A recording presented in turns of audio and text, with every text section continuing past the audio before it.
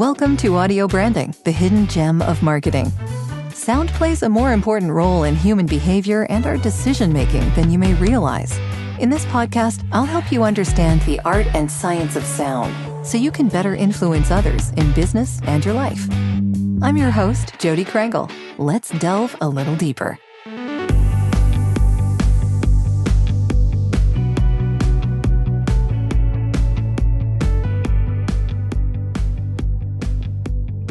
Well, welcome, Micah. Thank you so much for joining me. Thank you so much for the opportunity. Yeah. So I love to ask a sort of intro question of all of my guests, and that is if you can tell me a story about an early memory of how sound moved you. I was actually 5 years old, and I had the opportunity, thanks to my parents, to enjoy radio theater. And long car rides back then, so and radio was all you had. There wasn't all these bells and whistles today for entertainment. And the stories captivated me because of the voice actors and how real they sounded. And I think that's the first time via audio that it brought tears to my eyes from understanding what the voice actors were going through in the story and all of that. And that impacted me in a way, to know that sound could actually produce feeling, and that's stuck with me since the age of 5. Definitely. Wow. Okay. So you've been at this since an early age then. So where did Storymore come from? Yeah. Is that was that an aspiration of yours from like 5, or how did you end up moving into that? I've been a consumer of audio dramas and radio theater again since the age of 5, and had the opportunity to explore various ones. And it sort of came back around for me. Some of the early shows that I could probably name as Adventures in Odyssey, things like that were produced in a faith-based realm. And when I came to my 9th grade year, my English teacher actually brought a production of The Lion, the Witch, and the Wardrobe by C.S. Lewis, which was performed by radio theater from the same company that had done Adventures in Odyssey and other shows from when I was a kid. So I was very interested. I knew the quality would be good. And from that, I sort of reignited my love of audio dramas and radio theater. A little later on, though, that expanded into fictional podcasts and things like that, just whatever was out there. So Storymore itself was the result of me searching for a Netflix-styled place where I could find every audio drama that I wanted under one roof in one category. And at the time, I did not see that in a way that would make it easier for me. You kind of had to be eclectic about it and get it from this source and that source. And so I was trying to really catalog and curate the best audio dramas that I could under one space. And that's what originally spawned the idea. Wonderful. Yeah. And you have a particular target audience? Is that correct? Correct? I myself am considered low vision, so I've had low vision for most of my life, and that allowed me exposure to the blind and visually impaired community. I went to Alabama School for the Blind, and that's where I met my wife, actually, and again connected to this great community that represents about 14 million Americans who identify as blind or visually impaired. And as we began to develop Storymore, of course, it kind of started with the idea of just curating great stories, and then another way for us to create our own stories in our own worlds. Early on in that, we noticed that there are so many people in the blind and visually impaired community that are underrepresented in the respect of entertainment, both as an entertainer and as the consumer.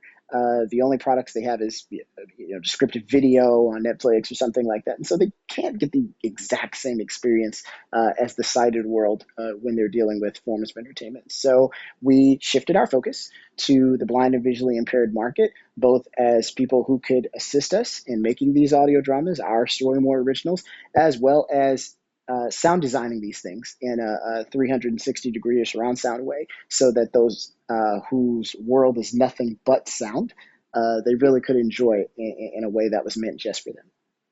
Wonderful. Yeah. So can you explain this whole 360 sound editing area?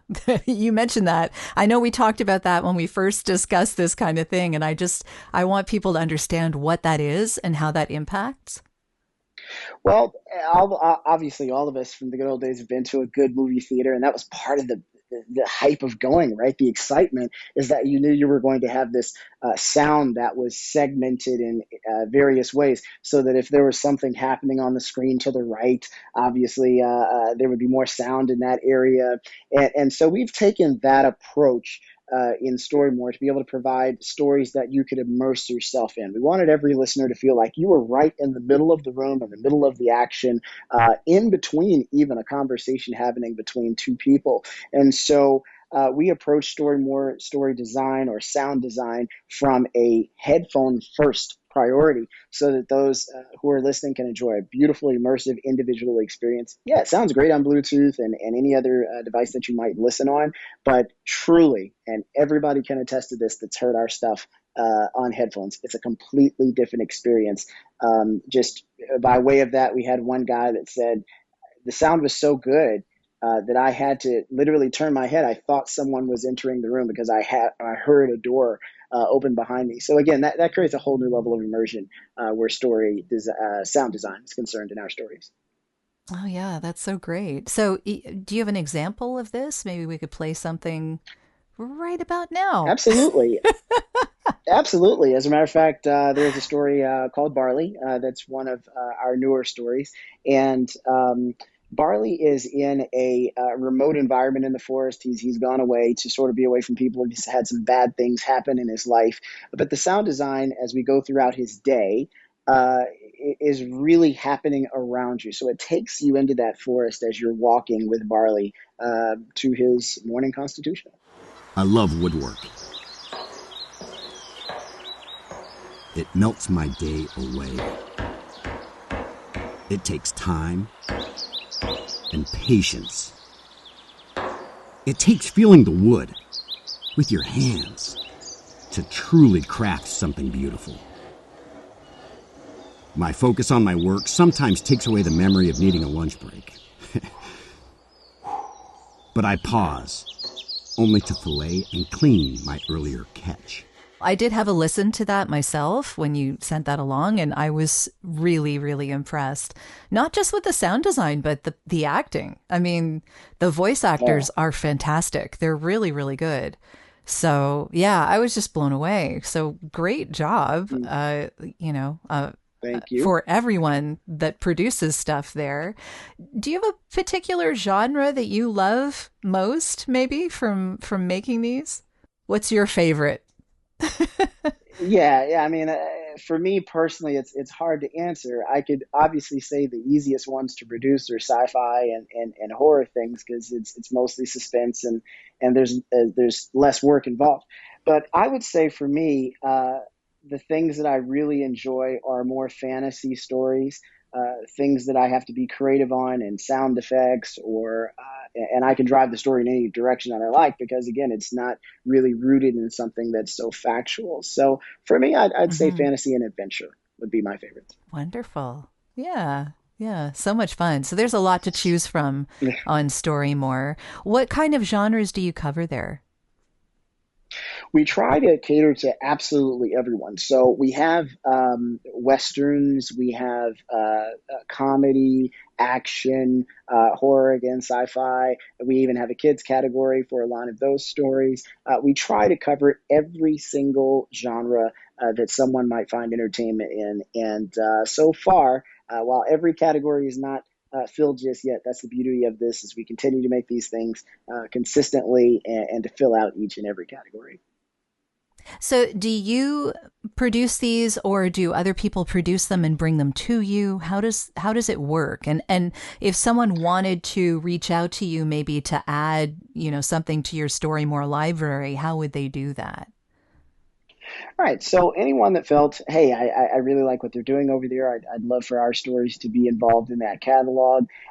First thing I would say is certainly assess your work in terms of a quality standpoint. I don't say that to sound egotistical or arrogant in any way, but there is a quality control aspect to it, right? And if you feel good, we're meeting these particular areas, we think our stuff sounds as good as anything they're putting out or promoting, then you would send us an email to content@storymore.com. or you could just send a general email to info@storymore.com as well. Either or is going to get you to the right person.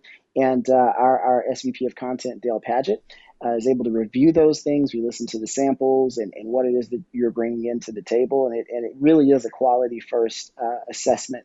And as long as the story is good and the quality of the sound design is there, we'll approach it with a conversation about adding you and your story to our distribution network. Great. I just wanted to get that out of the way so that if anyone had that Yeah, question, sure. it's now been answered early on. There you go. Awesome. But I wanted to also ask you about AI because, of course, this is impacting all areas of sound and art in general right now. How does that affect Storymore? Are you finding that it affects you? Does it drive you in any way? Are you using AI at all?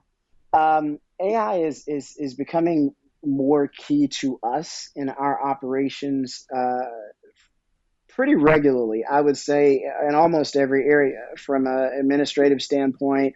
A lot of our cover designs, what used to take our graphic design department, and even me when I designed some of the covers, 2, 3, 4 hours to put together, can be composited using AI, either 50 or 80% even, to get to a faster result. And we're able to pop these things out in 10 minutes. And they look great and really like great stories you want to listen to. So from that standpoint, it's been a benefit to us in terms of time. But the big question where AI is concerned is about voice, right? Especially in the voiceover community.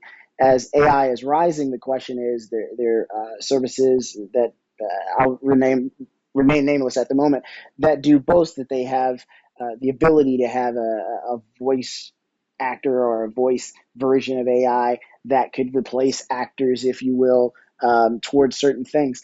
That's been the interesting question for us, is advancing with AI in that area. And we've just resolved that while AI is beneficial and can be for maybe testing parts, testing timeframes of how long a script might deliver, testing accent, voice types, etc., or even just as extras roles, just for small things that really don't require so much. It's been beneficial, but there's something in the quality of the human voice, the timbre of their acting quality, their approach to a role, the emotion, the pain behind certain things, or the genuine joy that a machine or a code just can't replicate. We will never be a all AI company where that is concerned, but it'll fit a small piece to help move our stories along. So beneficial, but never replacing to the human voice. Yeah, I totally get that. And I understand that it does have a place. There's ways that it can be useful in our business administrative wise, maybe cutting down on looking at a blank white page, or helping with some simple designs and things like that that are good at catching attention. But yeah, the voice of an actor that actually is acting, like there's emotion there. There's something deeply human about that it's really hard for an algorithm to understand. And do you have an example maybe of something that would demonstrate that from Storymore? Absolutely. One of our stories called Alibi, which is a detective drama of the murdering of a young woman who has a questionable street career. I'll leave it to say that. The detectives involved are obviously doing their interrogations, and there's one particular suspect that is being interviewed. And there's a clip here that will describe the emotion in this woman's voice that will allow you to understand there's just no way at this point in time, especially, that AI can reach the levels and depths of emotion and her mental state that she's in to provide this type of performance. And it really does resonate in the human soul when you can hear her.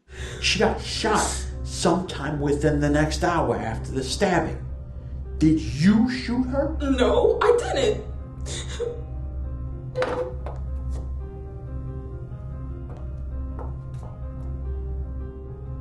Okay, Margaret, you want to talk? Let's talk. How do I know you didn't shoot her in that hour? Because I was too busy shooting him. I shot him, okay? I shot him. Yeah, she's fantastic. I listened to this clip and I was totally blown away. Is this the same woman who did the one in Barley? Just out of curiosity. Actually, the woman does star in the show, but that particular clip was actually her daughter. And so they are cut from the same Okay. acting cloth, believe it or not. Yeah, That exactly. Yeah, I was wondering because the voice was very similar and the acting prowess is definitely there. So I was just curious, but wow, that's a talented family.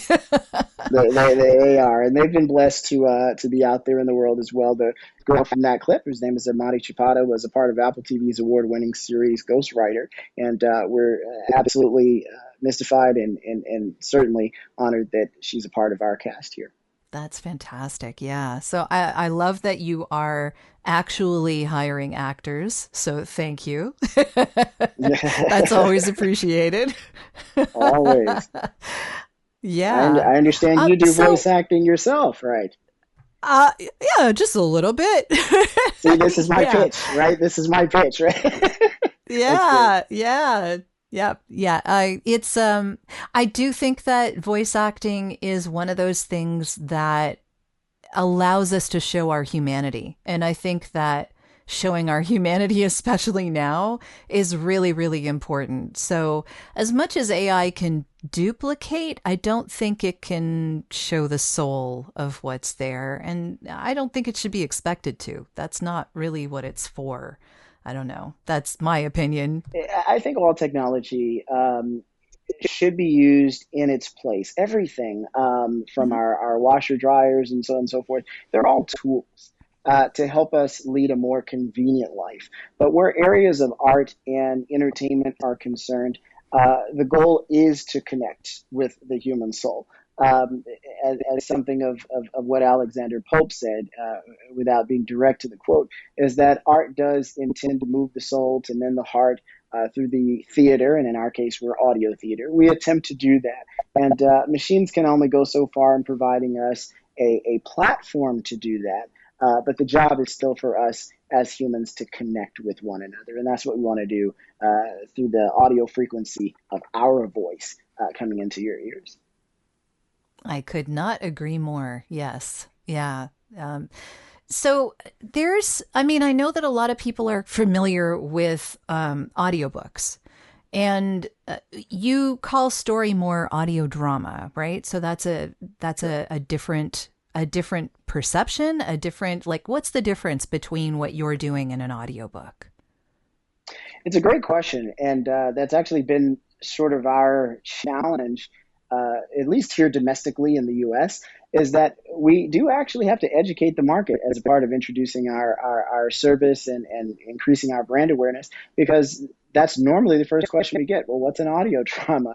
And the first thing they race to equate us to is an audiobook, which we describe as a narration of a single individual that can be enhanced by sound effects or music.